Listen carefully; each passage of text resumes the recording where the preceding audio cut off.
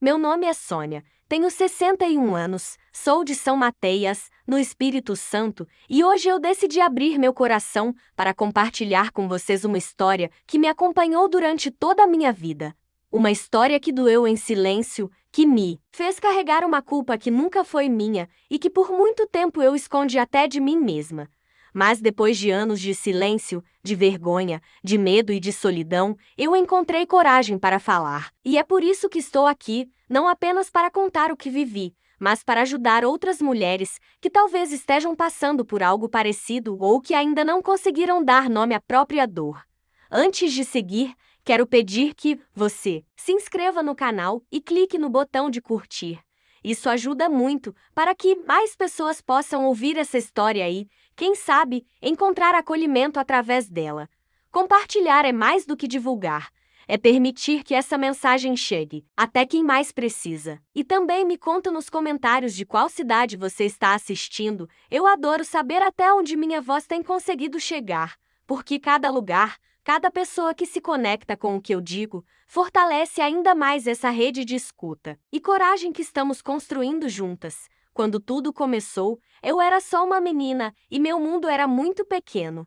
Minha casa, minha escola, a rua da frente, a varanda da minha avó. E foi dentro desse mundo pequeno que aconteceu a maior dor da minha vida. Meu corpo congelava, minha garganta fechava, e eu sentia como se o ar fosse sumir. Cada vez que eu tentava contar, era como se minha voz se partisse antes de sair.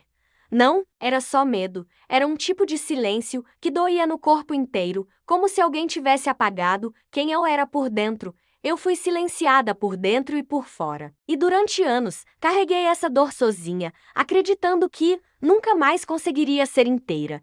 Mas o que eu quero te mostrar é que é possível se reconstruir, que é possível transformar dor em força. E que, mesmo depois de décadas calada, toda mulher tem o direito de contar sua história. Eu sempre fui uma mulher de voz mansa, daquelas que falam baixo e pausado, que medem as palavras como se tivessem medo de incomodar. Cresci ouvindo que mulher de verdade era recatada, discreta, que não precisava levantar a voz para ser respeitada. Mas a verdade é que minha voz não era baixa por educação, ela era fraca de tanto ter sido encolhida. Meu nome é Sônia, tenho 60 anos, 2 filhos adultos, um casamento sólido e uma neta que é a luz dos meus dias. Quem me vê assim, com meus cabelos grisalhos bem penteados e um sorriso educado no rosto, nunca imaginaria a dor que esconde por mais de 50 anos. Nunca imaginaria que, por trás da tranquilidade da minha casa, da mesa posta com carinho, havia uma menina que um dia tentou gritar e ninguém quis ouvir.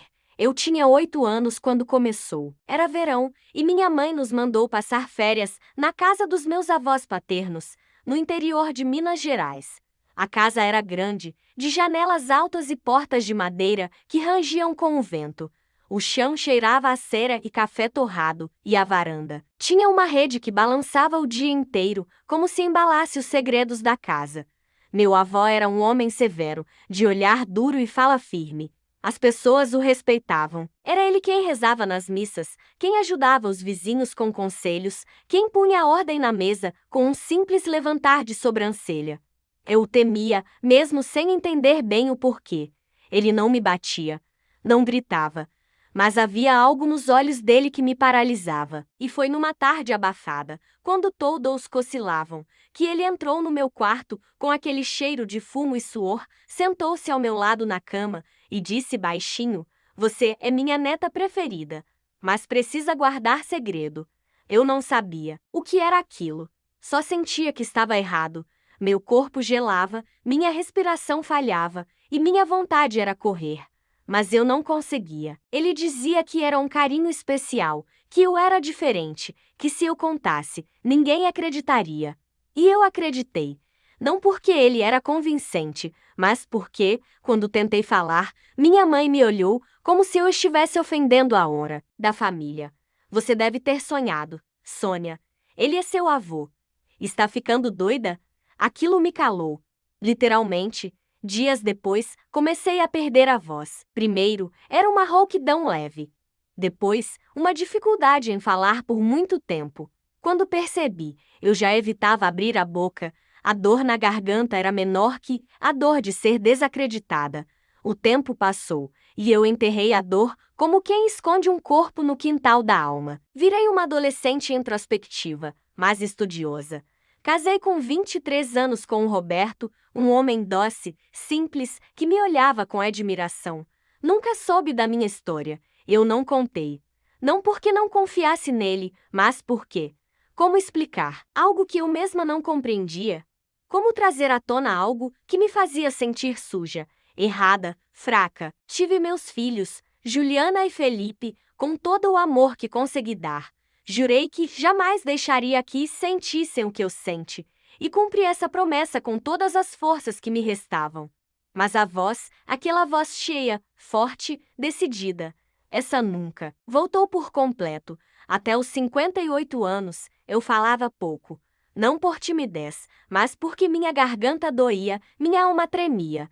Fiz terapia, muitos anos, mas foi só quando o médico disse que havia uma cirurgia capaz de corrigir um problema antigo nas minhas cordas vocais que sente, pela primeira vez, que talvez eu pudesse falar, não só fisicamente, falar de verdade, dizer meu nome em voz alta e não sentir vergonha, falar como mulher, como sobrevivente, como alguém que finalmente queria viver inteira. A cirurgia foi simples, a recuperação, lenta, mas o que mais me surpreendeu foi a coragem que veio junto com a voz.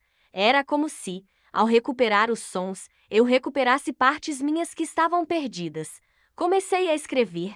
Escrevia cartas que nunca enviava, textos que rasgava em seguida. Até que um dia, conversando com minha filha Juliana, mencionei a ideia de criar um podcast. Ela riu, achou estranho. Mãe, você nem gosta de tecnologia. Mas eu expliquei. Não era sobre tecnologia, era sobre escuta. Queria dar espaço para outras mulheres da minha idade falarem. Aquelas que foram caladas pela sociedade, pela religião, pela família, pela própria dor. Juliana se emocionou, me ajudou com os equipamentos, criou uma conta para mim, me ensinou a usar o gravador. E assim nasceu o Agora Você Me Ouve. Nos primeiros episódios, entrevistei amigas, vizinhas, mulheres que haviam criado filhos sozinhas, superado lutos, vencido o alcoolismo. Histórias lindas, fortes, que tocavam quem ouvia. Mas no 10º episódio, enquanto olhava para o microfone, algo dentro de mim pulsou. Era como se aquela menina de 8 anos me encarasse no espelho, pedindo para finalmente ser ouvida. Respirei fundo, apertei o botão vermelho e disse: hoje não vou entrevistar ninguém. Hoje vou contar a minha história. Meu nome é Sônia e eu fui abusada pelo meu avô. Naquele momento, minhas mãos tremiam, meu peito ardia, mas minha voz saía clara, firme, como se nunca tivesse sido quebrada.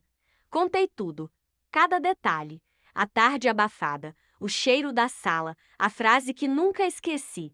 Falei da tentativa de contar, da dor de não ser acreditada, da perda da voz, do casamento, da maternidade, da cirurgia, do silêncio que me seguiu como sombra por toda a vida. Falei do medo, mas, acima de tudo, falei da esperança, da força que nasce quando paramos, de fingir que não dói, quando paramos de carregar a culpa que não é nossa, quando, finalmente, paramos de proteger quem nos feriu para proteger quem somos. Quando parei de gravar, chorei, por horas, mas era um choro de alívio, de libertação. Aquele episódio foi publicado no dia seguinte, sem edição, cru, verdadeiro, e mudou tudo, tudo. Na manhã seguinte à publicação do episódio, acordei mais cedo do que de costume. O sol ainda mal tinha atravessado as cortinas da sala e o cheiro de café recém-passado misturava-se com uma sensação estranha no ar, uma inquietação que eu não sabia se era medo ou esperança. Sentei à mesa com minha xícara nas mãos trêmulas e meu celular já vibrava com notificações. Cada mensagem era uma faísca. Desconhecidos agradecendo pela coragem, mulheres dizendo que choraram comigo, homens revelando, pela primeira vez, que também tinham sido feridos na infância. Eu lia cada palavra como quem recolhe cacos do próprio passado. Algumas mensagens vinham acompanhadas de voz, áudios entrecortados pelo choro, vozes frágeis, mas corajosas, dizendo obrigada por falar. Era como se eu tivesse tocado uma ferida coletiva. Mas nada me preparou para a mensagem que chegou ao meio-dia. O nome na tela me paralisou. Rafael, meu sobrinho, filho da minha irmã mais nova. Abri com o coração disparado, achando que ele vinha me repreender, me acusar de expor a família. Mas não, era uma gravação curta, com a voz dele embargada. Teia... Eu ouvi seu episódio, e preciso te contar uma coisa. Aconteceu comigo também. Eu nunca falei com ninguém, nem com a minha mãe. Mas quando você falou, eu senti que era. A minha voz também. Fiquei sem ar. Aquilo me atravessou com a força de um vendaval. Não estava sozinha. Nunca estive. Só não sabíamos. Escrevi de volta com os olhos marejados. Rafa, meu amor, me perdoa por não ter visto. Eu estou aqui. Você não está sozinho. Naquela mesma tarde, convidei Rafael para vir até minha casa. Ele chegou calado, os olhos fundos, o corpo rígido, como quem carrega um fardo imenso há tempo demais. Sentamos na varanda, e ele segurou minhas mãos como quando era menino, quando eu o fazia dormir contando histórias. Mas agora era ele quem tinha uma história para contar. Contou que os abusos começaram quando ele tinha 9 anos, sempre que ia com a mãe visitar o avô, que também foi ameaçado, que sentia culpa, vergonha, que se afastou da família por medo de enlouquecer.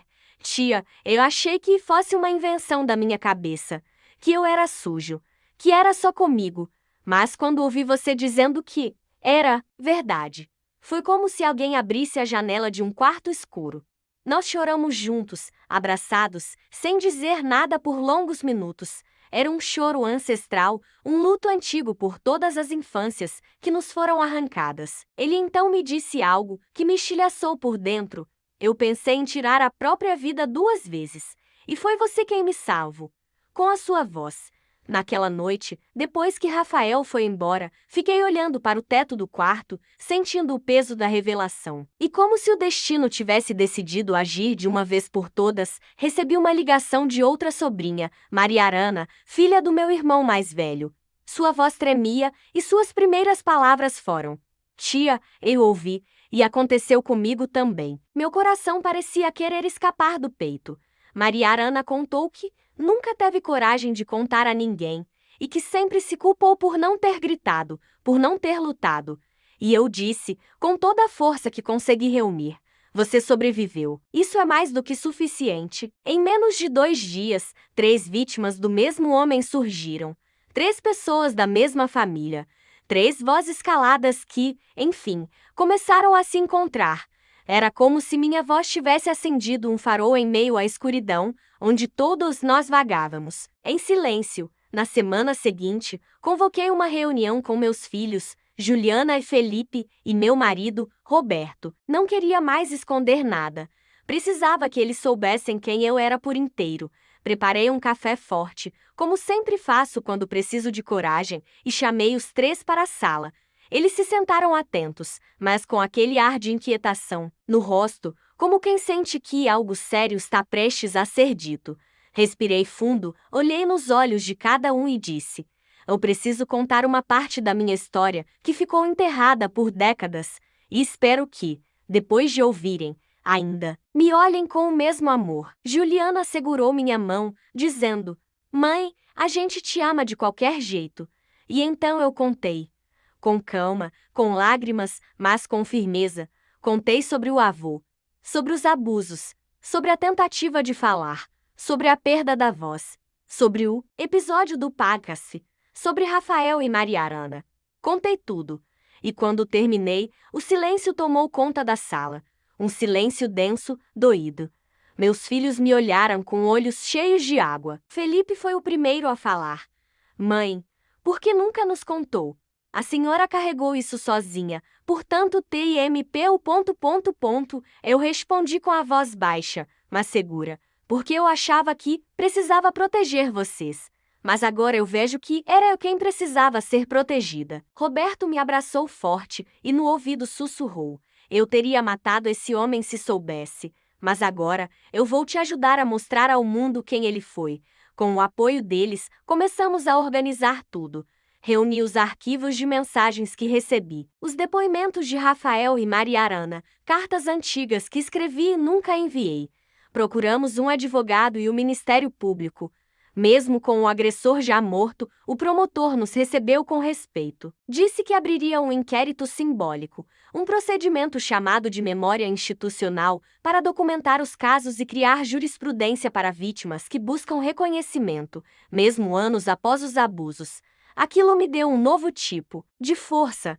Não era mais apenas sobre mim. Era sobre todos nós. Era sobre interromper o ciclo de silêncio.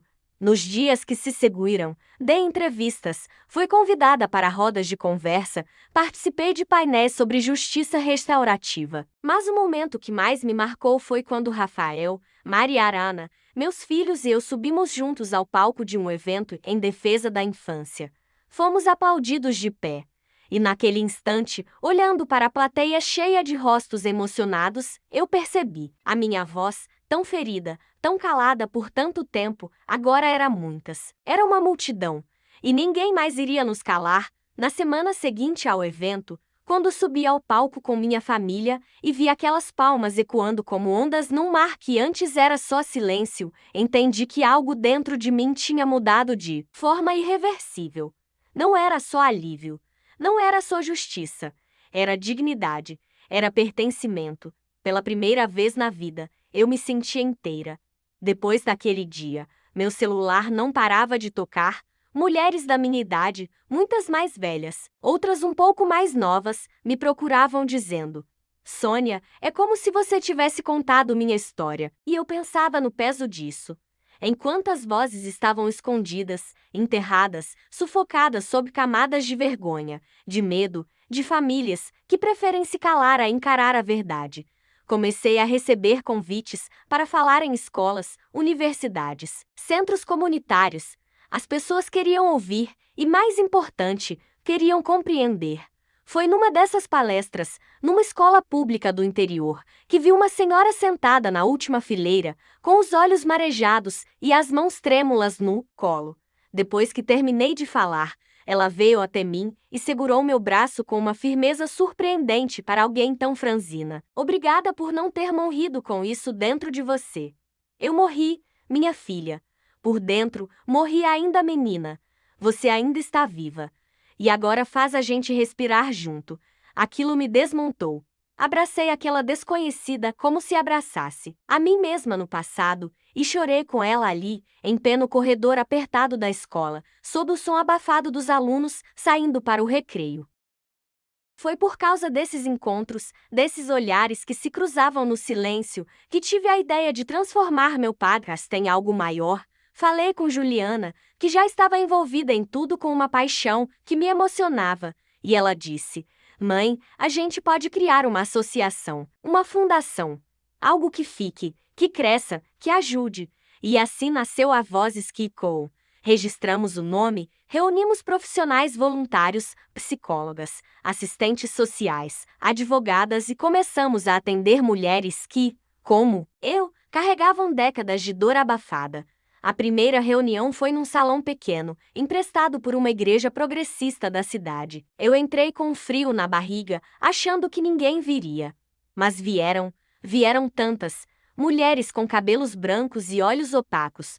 Algumas andavam com bengalas, outras seguravam nas mãos fotos antigas, como se precisassem provar para si mesmas que ainda estavam aqui. Quando comecei a falar, notei algo que se repetia em todas elas. A forma como olhavam fixamente para minha boca, como se cada palavra minha fosse uma peça que encaixava as memórias que nunca ousaram organizar. Uma senhora, chamada Lourdes, ergueu a mão e disse com a voz embargada: Dona Sônia, a senhora não tem noção do que fez. A senhora me deu coragem para contar pro meu neto que vivi. Eu achava que ia morrer levando isso comigo. Mas hoje eu dormi sem culpa. Não há prêmio no mundo que se compare a ouvir isso. Com o tempo, o podcast ganhou mais ouvintes. Começaram a me chamar para entrevistas na TV. Certa vez, sentei num estúdio de televisão de grande audiência, aqueles com maquiagem, luz forte, câmera em movimento, e olhei para o entrevistador que me perguntou: Sônia, você se considera uma sobrevivente? Eu olhei para ele, sorri com serenidade e respondi: Não, eu me considero uma reconstruída. Porque eu me refiz com cada pedaço que tentei esconder, e hoje, esses pedaços são o que me sustentam. A entrevista repercutiu muito. Recebi até uma carta manuscrita de uma juíza aposentada, elogiando minha coragem. Mas mais do que tudo isso, o que me emocionava eram os momentos em casa.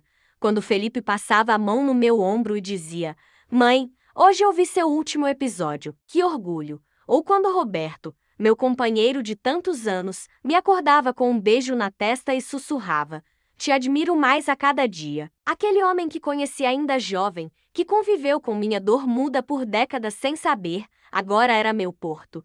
Ele sempre foi. Mas agora eu podia ser transparente com ele, sem medo de quebrar. Minha neta, Lara, tem 9 anos, exatamente a idade que eu tinha quando meu avô começou a destruir minha infância. Às vezes, olho para ela brincando no quintal, soltando bolhas de sabão, e sinto uma mistura de ternura e alívio, porque ela vive cercada de escuta, de proteção, de diálogo. Um dia, ela me perguntou: Vovô, por que as pessoas te abraçam tanto quando você vai nas reuniões? Eu respirei fundo, sentei com ela no colo e disse: Porque a vovó contou uma história muito triste, mas muito importante. E quando a gente fala a verdade com coragem, as pessoas reconhecem isso. Ela me olhou com aqueles olhinhos vivos e disse com convicção: Então quero ser corajosa como você quando crescer. Ali, entendi que todo o caminho de dor teve um propósito, que romper o silêncio não foi só por mim. Foi por ela. Por todas as meninas que ainda podem crescer inteiras. Hoje, quando gravo um novo episódio do podcast, não sou mais movida pela necessidade de expor feridas. Sou movida pela vontade de construir pontes, de transformar dor em cuidado, de fazer com que nenhuma mulher, em nenhum canto desse país, acredite que está sozinha. Porque a solidão é o que mata primeiro. Eu vivi calada por tempo demais. Mas, agora, cada palavra que sai da minha boca tem um peso que redime o passado. Minha voz, que um dia me foi tirada, agora ecoa. E não é só minha. É nossa. É de todas. E ninguém, nunca mais, vai calar o que levamos uma vida inteira para dizer. Hoje, quando olho para trás, não consigo mais me ver como a menina frágil, que se encolhia diante da presença do avô, com medo de qualquer toque, de qualquer olhar. Não porque a dor tenha deixado de existir, ela está aqui, ainda pulsa, ainda lateja às vezes, principalmente quando alguém do meu grupo de apoio revela que também sofreu calada por décadas. Mas porque agora eu sei quem eu sou. E foi esse reconhecimento que me trouxe até aqui, neste momento, sentada diante de uma plateia lotada, em um auditório de uma universidade federal, com uma luz quente sobre o meu rosto e um silêncio respeitoso preenchendo o ar. À minha frente, jovens, professores, senhoras, homens de gravata, estudantes com cadernos no colo, todos atentos ao que eu, uma mulher de 60 anos, com rugas de tristeza e coragem, tenho a dizer. O mediador do evento me apresentou com gentileza. Citou minha trajetória, o podcast, a Fundação Vozes Kikon, e me convidou ao palco. Levantei com o coração batendo como tambor, mas com as pernas firmes. Peguei o microfone com as mãos que um dia tremeram ao tentar escrever a primeira carta de denúncia e disse: Boa noite, eu sou Sônia, sobrevivi à infância.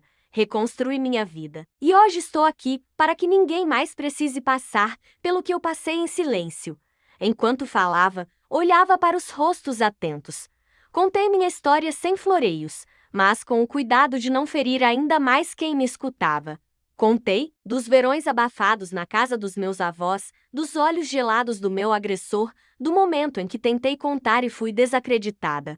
Contei da perda da voz, da solidão de crescer com a alma calada, da maternidade vivida entre amor e medo e da cirurgia que não só me devolveu a voz, mas me deu coragem. Falei de Rafael, de Maria Arana, de Lourdes e de tantas outras mulheres que conheci ao longo desse caminho. Mas o que mais tocou o público, eu percebi pelo silêncio espesso que se seguiu, foi quando compartilhei a última conversa que tive com minha mãe antes dela falecer. Foi em seu leito de hospital, entre aparelhos e murmúrios, que ela segurou minha mão com a mesma rigidez que tinha quando me repreendia na infância e disse, com a voz quase apagada: "Me perdoa por não ter acreditado. Eu não sabia. Eu não queria ver. Eu falhei com você." Aquilo me atravessou como um raio, e eu chorei ali mesmo, com a cabeça no colo dela, dizendo: "Eu também não queria ver, mãe. Mas hoje eu vejo. E não te guardo mágoa, te guardo amor. Porque você me deu a vida. E agora, com ela, eu dou voz a outras vidas." Após minha fala, o auditório explodiu em aplausos.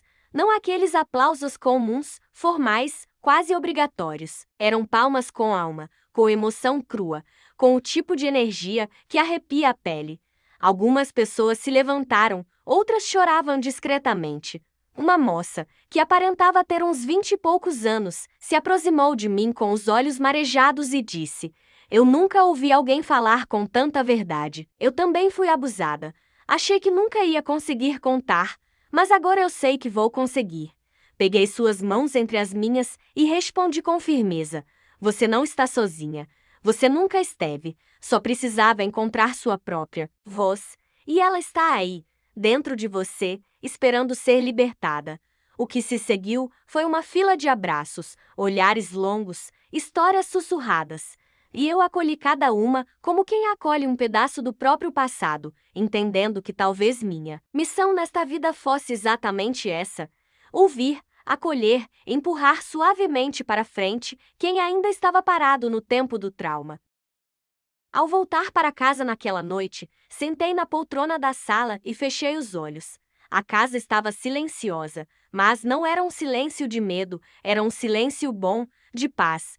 Roberto veio até mim, me cobriu com um cobertor, sentou-se ao meu lado e disse: "Você sabe o que está fazendo, né? Está mudando o mundo, um coração por vez." Abri os olhos devagar, sorri e respondi: "Não estou mudando o mundo, amor. Estou ajudando o mundo a se lembrar de que ele precisa mudar." Ele me abraçou com força e ficamos ali, em silêncio, sentindo a respiração um do outro como uma canção de resistência. Nesse mesmo dia, recebi uma ligação de uma produtora de TV nacional. Queriam fazer uma série documental baseada no podcast, com depoimentos de mulheres que, como eu, haviam reconstruído suas histórias. Aceitei com a condição de que cada episódio fosse construído com respeito, sensibilidade e verdade. Nada de espetáculo em cima da dor. Só a verdade. Porque a verdade, quando é dita com amor, tem um poder de cura que nenhuma ficção alcança. Com o tempo, o Vozes que Com se espalhou. Recebemos apoio institucional, firmamos parcerias com universidades, oferecemos oficinas de escuta terapêutica e rodas de conversa intergeracionais, começamos a visitar escolas, levando não só minha história, mas também a escuta ativa para crianças e adolescentes. Em uma dessas visitas, uma menina de 12 anos pediu a palavra no final e disse, com a voz firme: "Eu aprendi hoje que ninguém pode me tocar sem meu consentimento. E que se acontecer, eu não preciso ter vergonha. Eu posso contar. Eu vou contar." Aquilo me fez chorar ali, na frente de todos.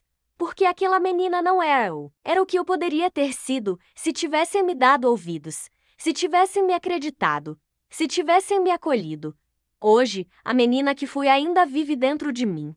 Mas ela não está mais trancada no quarto escuro da memória. Ela anda comigo, de mãos dadas com a mulher que me tornei, uma mulher de 60 anos que aprendeu a falar, a se impor, a se amar. Uma mulher que fez da sua maior dor a sua mais potente ferramenta de transformação. E que agora, com cada palavra que ecoa, devolve a voz a tantas outras que, como ela, foram silenciadas. Porque nenhuma dor deve ser eterna. E toda verdade, quando dita com coragem, ilumina até os cantos mais sombrios da alma.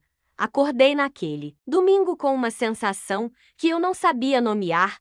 Era como se algo dentro de mim estivesse prestes a se fechar, não como um fim, mas como o ciclo de uma ferida que, finalmente, cicatrizava.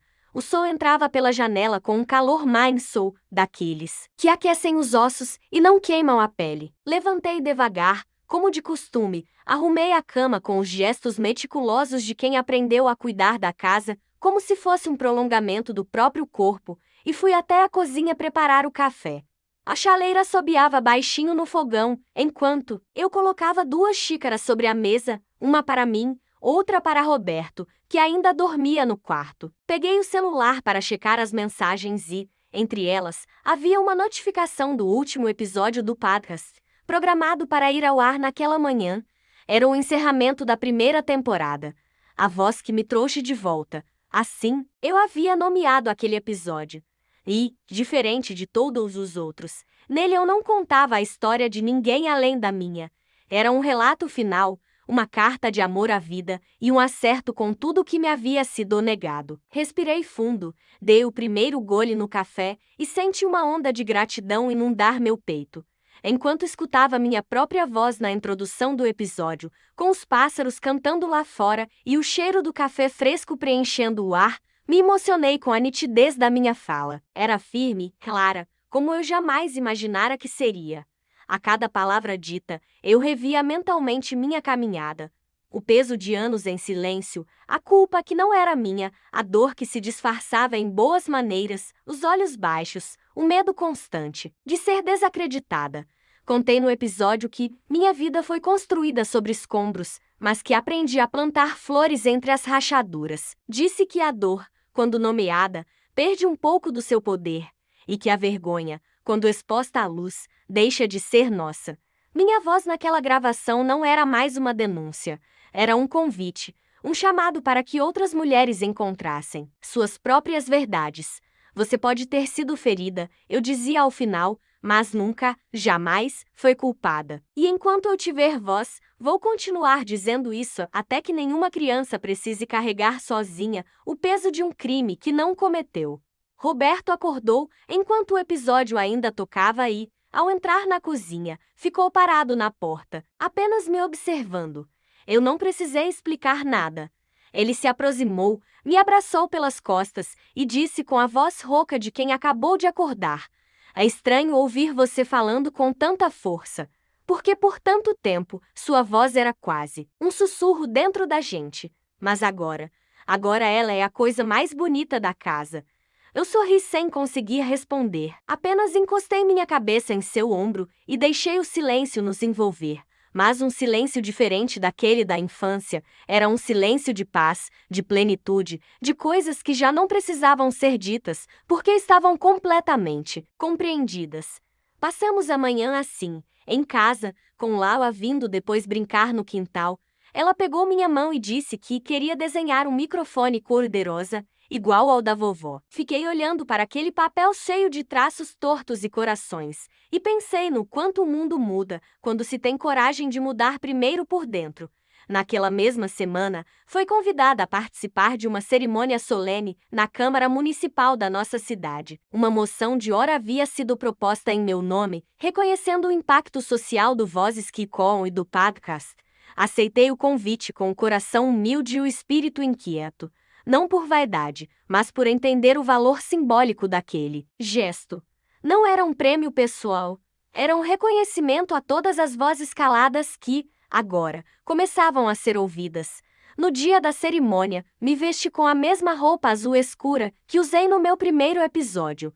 Um tipo de armadura suave, que me dava segurança. Chegando ao local, encontrei dezenas de rostos conhecidos. Mulheres que haviam se juntado a nós nos encontros da fundação, membros do grupo de apoio, professores, amigos e minha família sempre presente. Quando meu nome foi chamado, caminhei até a frente com passos firmes. Recebi o certificado das mãos da vereadora que propôs a homenagem, uma mulher jovem, negra e emocionada. Ela segurou o microfone e disse: "Dona Sônia não apenas falou, ela ensinou o mundo a ouvir. E por isso, hoje, nós a aplaudimos em pé. Naquele instante, os aplausos não pareciam barulho, pareciam acolhimento. Eu fechei os olhos por alguns segundos e imaginei a menina que fui, sentada no quarto, com medo, sozinha, engolindo o choro noite após noite. Imaginei ela olhando para mim naquele palco e entendendo que, sim, era possível vencer. que não importa o tempo que leve ou quantas vezes tentem nos calar, a verdade encontra sua saída. Peguei o microfone, agradeci a vereadora, a cidade, a minha família e então, com a voz embargada, mas nítida, olhei para o público e disse: esta homenagem não é só minha, ela é de todas nós. De todas as que foram caladas e sobreviveram, de todas as que ainda não conseguem falar, mas estão escutando agora, em algum lugar, em silêncio. Que elas saibam, nós estamos aqui, e nunca mais vamos permitir que o medo seja maior do que o AM e o R. Ao voltar para casa naquela noite, sentei na beira da cama e chorei, um choro lento, silencioso, de quem, enfim, pode descansar. Meu passado, antes tão pesado, agora era memória transformada. E minha voz, antes apagada, agora era instrumento de cura. Eu havia encerrado um ciclo. Mas sabia que minha missão não terminava ali. Enquanto existissem vozes sufocadas, eu estaria ao lado delas, dizendo: eu te ouço, porque foi isso que me salvo, ser ouvida. E agora, com cada mulher que escuta minha história e encontra sua própria coragem, eu renasço. Renasço inteira, renasço livre, renasço com voz. Meses depois da cerimônia na Câmara, quando a vida já havia retomado seu curso, entre encontros da Fundação, gravações do podcast e tardes tranquilas com minha neta no quintal, algo inesperado aconteceu. Recebi uma carta, escrita à mão, em uma caligrafia cuidadosa, com as bordas levemente amassadas, como se tivesse sido manuseada com hesitação. O envelope não tinha remetente. Abri com as mãos trêmulas, sentindo um arrepio subir pela nuca, uma mistura de intuição e memória. As primeiras palavras me prenderam à respiração. Sônia, eu sei que talvez não mereça ser lido, mas te peço que leia. A letra era de minha prima Irene, filha da minha tia mais velha, aquela que sempre dizia que nosso avô era um homem de fé e firmeza. Eu não via Irene há décadas. Crescemos juntas por um tempo, brincamos no terreiro da casa da minha avó, mas depois que me afastei da família paterna, nunca mais tivemos contato. A carta seguia num tom frágil, quase infantil. Ela dizia que escutou meu podcast escondida, sem contar a ninguém, e que levou semanas para entender o que aquilo havia despertado dentro dela. Contava que, por anos, sofreu pesadelos sem compreender a origem, mas que ao ouvir minha história, as peças começaram a se encaixar. Eu nunca soube dar nome ao que sente, ela escreveu. Mas quando você falou sobre o cheiro do fumo, sobre a porta rangendo, eu lembrei. E doeu tanto que eu vomitei. Vomitei como se meu corpo dissesse: finalmente, alguém falou por mim. Sentei na poltrona da sala com a carta no colo, as mãos suadas, o coração pulsando nas têmporas. Eu já tinha ouvido tantos relatos ao longo do caminho, tantos sussurros transformados em voz, mas aquilo me atravessava diferente. Porque era da família. Mais uma ferida deixada pelo mesmo homem que, por tanto tempo, chamaram de pilar da moral. Fiquei ali, parada, com o papel entre os dedos e uma lágrima escorrendo devagar pela bochecha. Depois de um tempo, fui até o quarto, mostrei a carta a Roberto e disse: é como uma árvore doente. As raízes dele envenenaram tudo ao redor. Ele me olhou com a doçura que nunca me negou e respondeu: mas agora você está curando as outras árvores, uma por uma. Peguei o telefone e liguei para Irene. Ela atendeu com a voz embargada. Sônia, eu não sabia se devia. Se você ia me odiar por ter ficado calada tanto tempo. Eu respirei fundo e disse: Irene, você estava ferida. E quem sangra não tem obrigação de gritar. Mas agora que falou, agora que se levantou, saiba, você não está mais sozinha. Choramos as duas. E naquele choro, nos reconhecemos como sobreviventes do mesmo inverno. A partir daquele dia, Irene passou a frequentar os encontros da Fundação. No começo, ela chegava calada, os olhos baixos, a expressão de quem ainda tinha medo de ocupar espaço. Mas aos poucos, começou a falar. Primeiro em fragmentos, depois com frases inteiras, até que um dia contou sua história em frente a todas. Quando terminou, foi aplaudida de pé, e eu, sentada no fundo da sala, observei em silêncio aquela mulher reencontrando seus próprios contornos. Foi ali que percebi, de forma definitiva, que meu propósito já não era mais apenas contar, era formar um coro, era multiplicar vozes, era garantir que a dor deixasse de ser prisão para se tornar ponte. Irene virou voluntária, depois coordenadora de uma das regionais da fundação, e, certa vez, me mandou uma mensagem que imprimi e colei na parede do escritório. Você me devolveu a infância, que eu nunca tive. Não com brinquedos, mas com liberdade. Hoje, me sinto leve. Pela primeira vez, se expondo com a expansão da Vozes Kikon, passamos a receber apoio de instituições internacionais. Um grupo europeu nos convidou para apresentar nosso trabalho em uma conferência sobre justiça restaurativa. Foi a primeira vez que saí do país. Viajei com Juliana, que agora cuidava da comunicação da fundação com uma competência admirável. Quando chegamos à Holanda, fomos recepcionadas com carinho e tive a chance de conhecer mulheres de outras partes do mundo que também transformaram suas histórias de violência em movimentos de acolhimento. Uma delas, da Índia, me disse após minha palestra. Sua voz atravessou o oceano e me fez sentir menos sozinha. Voltei para o Brasil com o peito cheio e a certeza de que nenhuma fronteira é maior que a força de uma mulher que escolhe falar. Naquele mesmo mês, recebi uma ligação da escola onde Lara estuda. Fui chamada para conversar com a orientadora pedagógica. Chegando lá, sentei na salinha com cheiro de giz e papel e vi a profissional sorrir com doçura antes de dizer: Dona Sônia, sua neta fez uma redação que gostaríamos que a senhora lesse. Peguei o papel dobrado e li com calma. A folha tremia nas minhas mãos. Lara havia escrito: Minha heroína é minha avó. Porque ela falou que ninguém tinha coragem de falar. Porque ela protege as crianças com a voz dela. E porque ela me ensinou que ser forte não é bater em ninguém. É contar a verdade. Meus olhos se encheram e eu sorri com uma mistura de ternura e espanto. Era isso, a semente plantada na lama da minha infância havia florescido nas mãos de uma menina livre, uma menina que sabia se proteger, que sabia nomear o certo e o errado, e que sabia, mais do que tudo, que podia confiar em mim. Agora, aos 61 anos, sento para escrever estas palavras com um sentimento de serenidade que eu jamais pensei conhecer. A mulher que um dia perdeu a voz por não ser ouvida hoje fala para milhares. A criança que se escondeu no quarto, com medo de abrir a boca, hoje orienta outras a jamais se calarem. Minha história não é uma exceção, é a de muitas. Mas talvez o que me diferencie seja que ou decidi que não morreria, carregando o silêncio, e a partir do momento em que falei, em que me permite ser ouvida, o mundo ao meu redor mudou. Eu mudei. E hoje posso dizer, com cada célula do meu corpo, minha voz me trouxe de volta, me reconstruiu, e ecoará, mesmo depois de mim, nas vozes de todas aquelas que um dia também aprenderam a falar.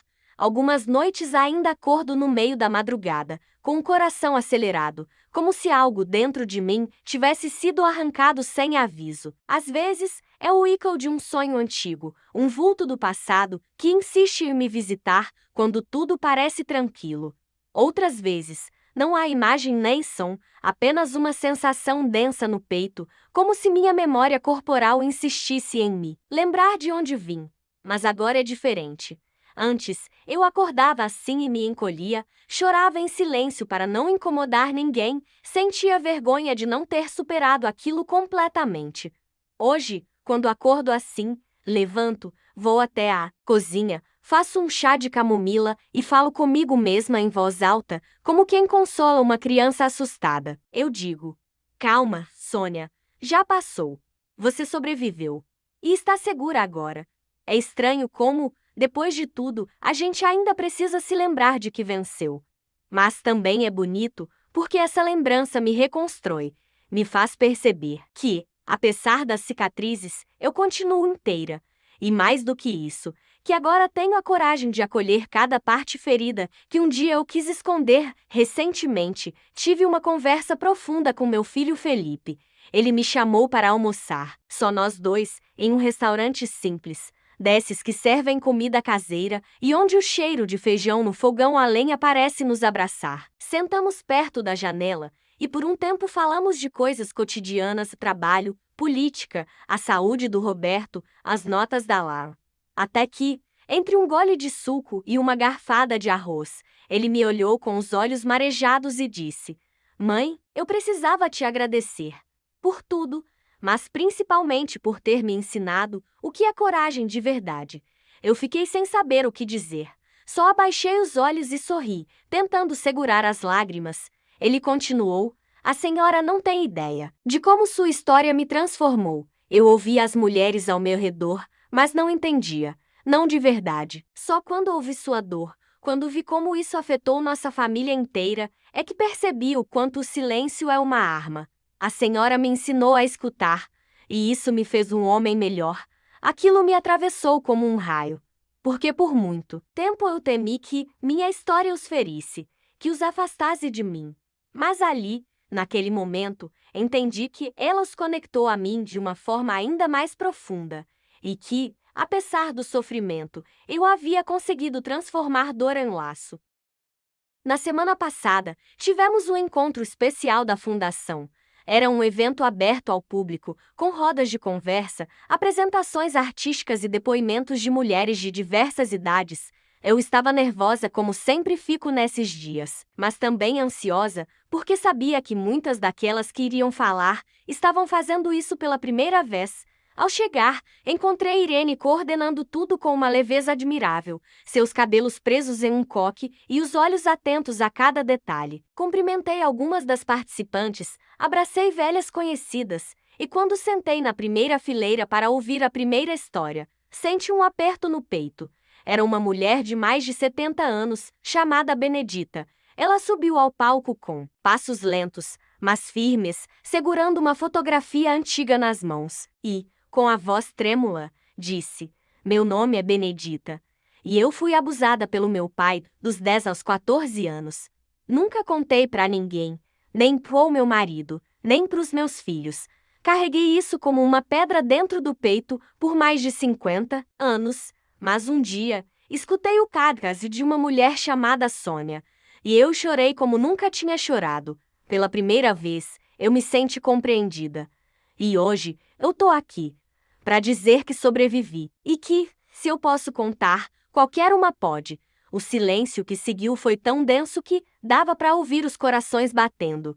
E então, como um trovão de afeto, a plateia se levantou e aplaudiu. Eu chorei de soluçar, sentindo que aquele momento não era só dela, era nosso. Ao final do evento, uma jovem se aproximou de mim, devia ter uns 18, talvez 19 anos. Usava um vestido florido e carregava um caderno nas mãos. Ela me olhou com os olhos úmidos e disse: Dona Sônia, eu vim aqui porque minha avó me pediu. Ela me contou que ouviu sua história e que, pela primeira vez, sentiu vontade de contar a dela. Hoje, ela não conseguiu vir, mas pediu que eu trouxesse isso. Ela abriu o caderno e me mostrou uma carta escrita à mão, com uma letra trêmula, mas cheia de emoção. A avó contava sobre um tio que a violentou na adolescência e como ela se calou por medo de desonrar a família.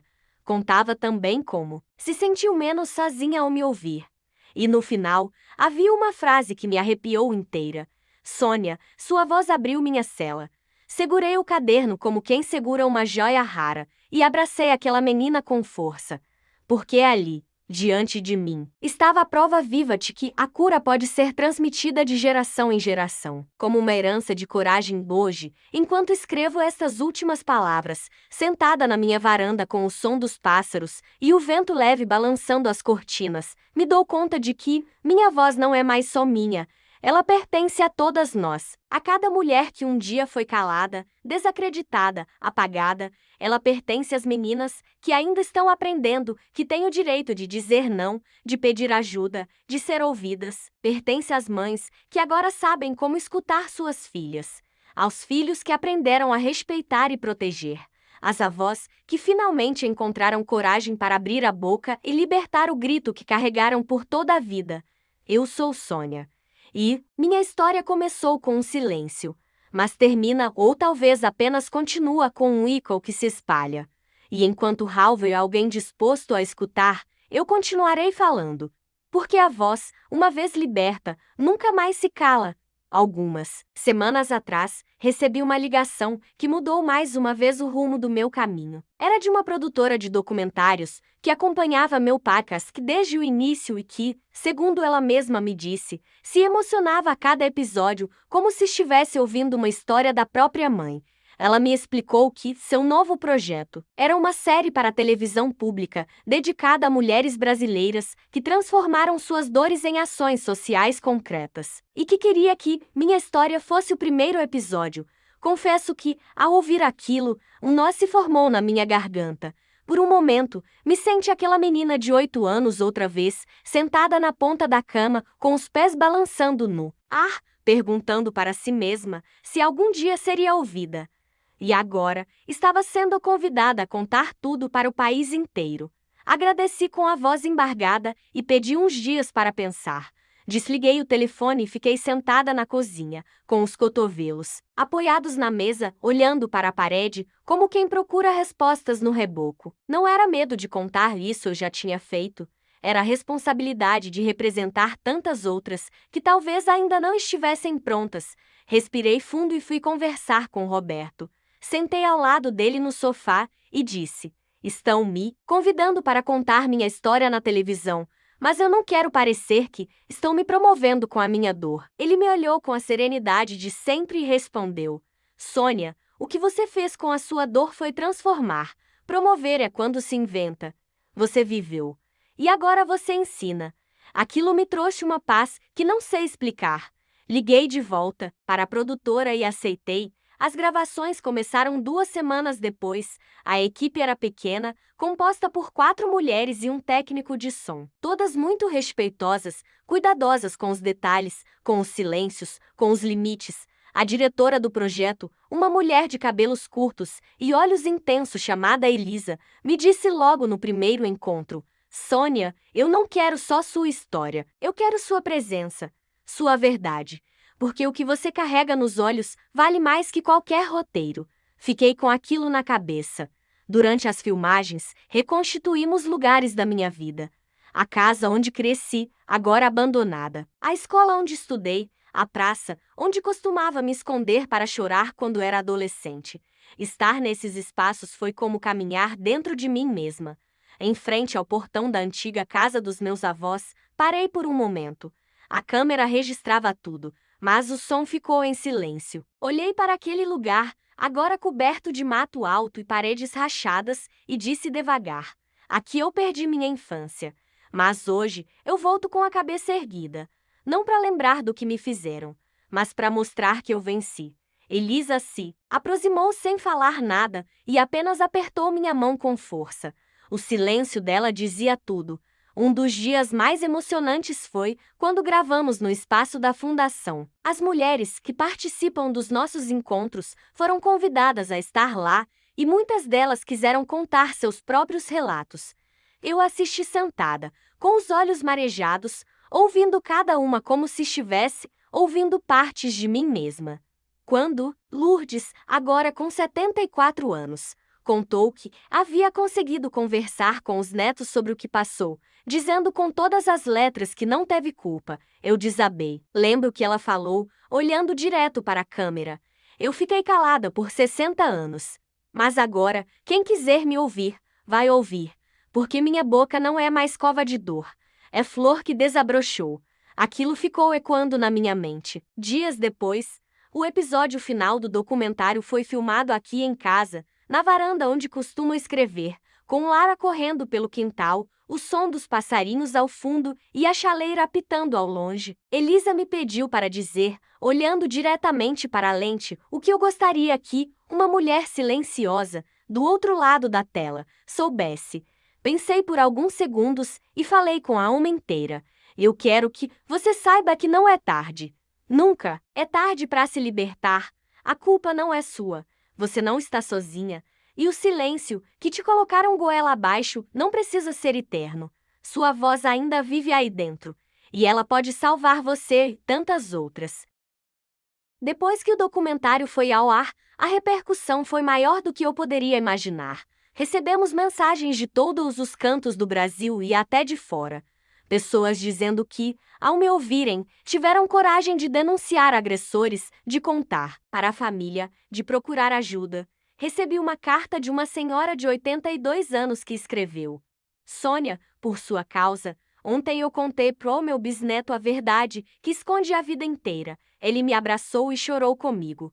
E pela primeira vez, eu dormi em paz. Guardei aquela carta na gaveta da minha cabeceira. Leio de vez em quando as dúvidas voltam, quando os pesadelos me encontram. Porque ela me lembra que não fiz tudo isso à toa. Que minha história, ainda que marcada pela dor, virou um instrumento de libertação. E que minha voz, mesmo quando falha, continua sendo casa para tanta gente. Agora, com o passar dos meses e o coração mais calmo, percebo que o que eu vivi não foi uma simples jornada de superação. Foi um retorno a mim mesma, um reencontro com a menina que fui, com a mulher que precisei ser e com a anciã que hoje começa a se formar em mim, cheia de rugas, cheia de histórias, cheia de sabedoria nascida do abismo. Aprendi que a cura não é um destino, mas um processo, e que ela não anda em linha reta. Às vezes, dói outra vez. Às vezes, a gente regride, mas cada passo, mesmo os pequenos, nos leva para mais perto da liberdade. E eu continuo caminhando, com a voz firme, com as mãos estendidas e com o coração aberto para ouvir. Porque agora eu sei, quando a gente escolhe falar, não apenas se liberta, a gente abre caminho para que outras também encontrem sua voz. E isso é o mais bonito que a vida poderia me dar. Na última semana de outubro, fui convidada para falar em um congresso nacional sobre saúde mental da mulher, em Brasília. Era a primeira vez que um evento daquele porte abria espaço para alguém sem formação acadêmica, sem título, sem diploma de psicologia ou assistência social, apenas com uma história de vida. Quando recebi o convite, li o e-mail, como quem não acredita. Havia anos que minha história deixara de ser só minha. Mas ainda assim, era difícil entender como aquela menina calada, que um dia teve medo de dizer não, agora era chamada para ensinar profissionais sobre como escutar. Viajei acompanhada de Juliana, que desde o início da fundação se tornara meu braço direito e, mais do que isso, minha amiga confidente. Chegamos à capital num fim de tarde quente, com o céu pintado de laranja e os prédios imensos se curvando à luz do sol. Me senti pequena diante da grandiosidade daquele lugar, mas não como alguém que se encolhe e sim como alguém que carrega a grandeza dentro do peito, silenciosa, sólida, construída com anos de resistência. Na manhã do evento, acordei antes do despertador, tomei banho devagar, lavei o rosto com cuidado, penteei os cabelos com a mesma delicadeza que minha mãe fazia quando eu era pequena. Vesti uma blusa clara, sem estampas, e uma saia longa azul marinho. No espelho do hotel, encarei meu reflexo e pensei em tudo que havia deixado para trás. Pensei no quarto abafado, onde me escondia após os abusos, na escola onde fingia sorrisos, nos jantares de família, onde eu sentava diante do meu agressor, sem conseguir olhar nos olhos dele. Pensei na minha garganta falhando quando tentava falar, nos anos em que vivia em silêncio, na dor que me ensinou a ser invisível. E agora, ali, estava eu aos 61 anos, viva, inteira, prestes a subir num palco para dizer às pessoas mais estudadas do país que nenhuma teoria sobre trauma vale mais do que a escuta genuína. Antes de sair, escrevi num pedaço de papel que coloquei dentro da bolsa. Fale por ela, Sônia, pela menina que você foi, pela mulher que você se tornou. Chegamos ao auditório às 9 da manhã. A organização havia preparado um espaço confortável, moderno, com poltronas estofadas e uma iluminação que não feria os olhos. Vi ali mulheres de todos os lugares, do sertão, da capital, de aldeias, das favelas, das universidades. Vi senhoras de cabelos brancos e meninas com o olhar atento. Quando fui chamada ao palco, as palmas começaram tímidas, mas foram crescendo até tomarem o ambiente. Peguei o microfone com as mãos firmes e, antes de começar, fechei os olhos por um instante. Lembrei da minha mãe, da minha irmã, de Rafael, de Irene, de Maria Arana, de Benedita, de Lourdes, de Laro. E então abri os olhos, olhei para a plateia e comecei. Meu nome é Sônia. e por muito tempo, meu nome não significava nada para mim. Eu era uma sombra de mim mesma. Hoje, eu estou aqui para contar como encontrei minha voz. E como, ao encontrá-la, encontrei muitas. Outras durante 40 minutos, contei minha história com a alma exposta. Não houve romantismo, tampouco vitimismo. Houve verdade. Falei das dores, dos silêncios, das marcas invisíveis, das cicatrizes que ninguém vê. Mas também falei das vitórias pequenas, das mãos que me puxaram de volta, do poder da palavra dita, da escuta ativa que salva. Em determinado momento, uma médica na plateia chorava visivelmente. Ao final, ela me procurou, me abraçou e disse: passei anos tratando sintomas sem entender que o que as mulheres queriam era alguém que as escutasse de verdade. Hoje, você me ensinou mais do que todos os congressos da minha vida. Eu sorri com os olhos marejados e respondi: porque antes de sermos pacientes, somos pessoas. E toda pessoa precisa ser vista. Aquilo me marcou profundamente. Não porque fui reconhecida, mas porque ali eu compreendi que a minha dor antiga, se acolhida, podia se tornar ferramenta de transformação. Na volta para o hotel, Juliana comentou, comigo, ainda emocionada: mãe, a senhora tem ideia do que fez hoje? Não é só sobre sua história, é sobre todas nós. É como se a senhora tivesse aberto uma porta aí, atrás dela. Houvesse um corredor inteiro de vozes esperando para sair. Olhei para ela com ternura e disse: então a gente vai continuar abrindo portas, uma por uma, até que nenhuma mulher ache que precisa viver trancada com o que sofreu. Dorme naquela noite com o coração cheio e um cansaço bom, como quem plantou algo que sabe que vai florescer. De volta à minha cidade, os dias passaram mais lentos. Recebi mensagens, cartas, flores, telefonemas. Mas o que mais me tocou foi a visita de uma vizinha que mal conhecia, Dona Neide, uma senhora de 83 anos, viúva, que morava sozinha há anos.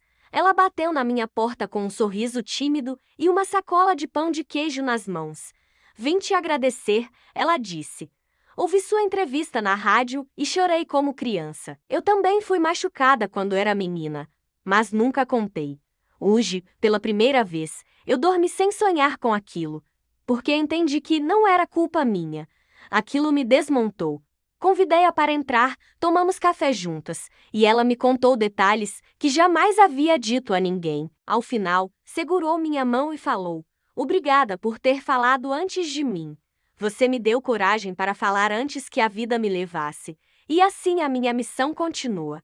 Não é uma missão de heroína, nem de santa. É uma missão de mulher, que cansou de se calar e decidiu viver com dignidade. Que entendeu que sua voz, mesmo ferida, é instrumento de cura.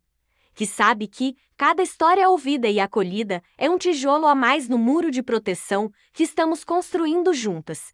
E enquanto eu tiver força, seguirei dizendo: eu escuto você. Porque, um dia, tudo o que precisei foi que alguém dissesse isso para mim. E quando finalmente disseram, minha vida começou a florescer. Hoje amanheceu chovendo, e a chuva me trouxe uma nostalgia silenciosa, como se cada gota carregasse lembranças adormecidas em algum canto da memória. Sentei-me na poltrona da sala, com uma manta sobre os joelhos e uma xícara de chá de erva doce entre as mãos. A casa estava em silêncio, exceto pelo som da água, tocando o telhado com aquela cadência que embala a alma. Olhei pela janela e vi as folhas balançando, o céu encoberto, e senti uma espécie de paz que vem quando a gente sabe que cumpriu aquilo que veio fazer no mundo.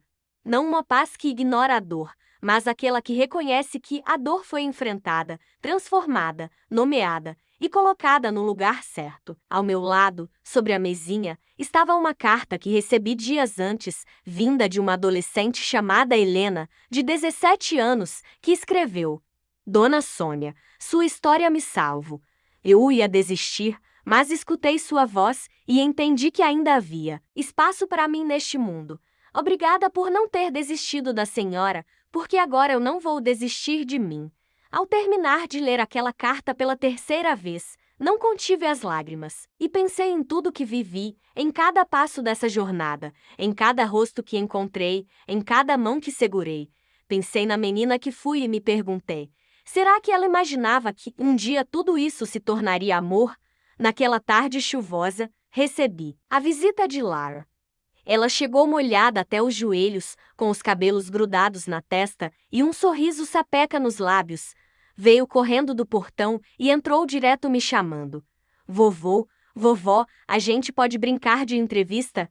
Eu ri, como sempre rio quando ela aparece cheia de ideias. Disse que sim, e ela pegou o meu gravador antigo, que estava guardado no armário, aquele mesmo que usei nos primeiros episódios do podcast. Sentou-se à minha frente com um caderninho nas mãos e, com a voz impostada, imitou uma repórter. Boa tarde, Dona Sônia. A senhora pode contar para nossa audiência qual foi o momento mais feliz da sua vida? Fiquei sem palavras por um segundo. O mais feliz. Tantas alegrias haviam florescido no caminho, mas ali, diante dela, minha resposta surgiu de forma natural, como se já estivesse pronta dentro do meu peito. Foi quando eu descobri que a minha história não era uma sentença, mas uma semente, e que dela poderiam nascer muitas outras vidas mais livres. Lala arregalou os olhos, sorriu e disse: Vovó, essa frase é linda. Eu vou escrever no meu diário. E eu pensei que talvez esse fosse o maior legado que eu pudesse deixar, a liberdade de contar, de sentir, de existir sem medo. Na semana seguinte, fomos convidadas para participar de uma celebração da rede municipal em homenagem às mulheres que causaram impacto social no último ano. Era um evento simples, mas feito com tanto carinho que cada detalhe parecia um abraço. Havia faixas com frases inspiradoras nas paredes, fotos de mulheres em ação, painéis com histórias de superação, flores em vasos artesanais. Quando subi ao palco para receber uma pequena placa de reconhecimento, vi tantas mulheres me olhando, com admiração que meu coração se encheu de um calor profundo. Peguei o microfone com calma e disse: Esse prêmio não é só meu. Ele pertence a todas as mulheres que sobreviveram. Pertence às que falaram, às que ainda estão encontrando coragem, às que estão aprendendo a escutar. A minha voz só tem sentido porque ecoa de vocês. Ao descer do palco, fui abraçada por uma senhora chamada Alzira, que me disse com os olhos marejados: Você me deu o que ninguém nunca me deu. Licença para existir sem vergonha. Aquele abraço foi mais valioso que qualquer troféu. E, ali, mais uma vez, tive certeza de que minha vida estava onde deveria estar. Esses últimos meses foram marcados também por despedidas. Pessoas queridas partiram, como Dona Lourdes, que morreu em paz aos 75 anos. Acompanhamos de perto seus últimos dias. Ela pediu para que fôssemos visitá-la no hospital, e ao chegarmos lá, segurou minha mão e disse: Sônia, eu não vou embora triste, porque você me ajudou a voltar para mim. Morro em paz porque fui ouvida. Quando ela fechou os olhos pela última vez, eu senti uma mistura de tristeza e gratidão que me atravessou como um rio. Depois do velório, organizamos uma homenagem simples no espaço da fundação. Acendemos velas, lemos cartas, cantamos juntas. E ali, naquele ritual de despedida, compreendi que a escuta também é sagrada na morte. Que permitir que alguém diga sua verdade antes de partir é um ato de amor maior do que palavras podem descrever. Agora, com a fundação crescendo, com novos braços em outras cidades e com o podcast chegando à sua 3ª temporada, tenho me dedicado mais à formação de novas lideranças. Ensinar outras mulheres a conduzir rodas de conversa, a organizar encontros, a acolher sem julgamento. Algumas vezes me pego observando Irene, conduzindo um grupo com tanta firmeza e ternura que fico emocionada. Ela fala com autoridade de quem viveu, mas com doçura de quem sabe o peso do silêncio. Outro dia, ao final de um encontro, ela me disse: Sônia, você não é mais só a voz que grita. Você é o chão onde a gente pisa quando aprende a andar de novo. Fiquei quieta, apenas a abracei, sentindo que minha missão, apesar de nunca terminar, já tem quem continue com ela. E assim, nesta reta final de história, entendo que não se trata de um fim, mas de um renascimento contínuo. Eu renasço cada vez que alguém conta o que nunca contou. Renasço quando uma mulher descobre que pode se olhar no espelho e dizer eu me pertenço. Renasço quando uma criança aprende com sua avó que ninguém tem o direito de roubar seu corpo ou sua voz. Renasço quando descanso a cabeça no travesseiro e sinto que, enfim, posso dormir em paz. Porque tudo o que eu queria, desde aquela tarde abafada da minha infância, em que fui ferida pela primeira vez, era encontrar algum lugar dentro de mim que não doesse mais. E hoje, depois de tudo, eu encontrei esse lugar. Ele se chama Verdade, e é nele que escolhi viver.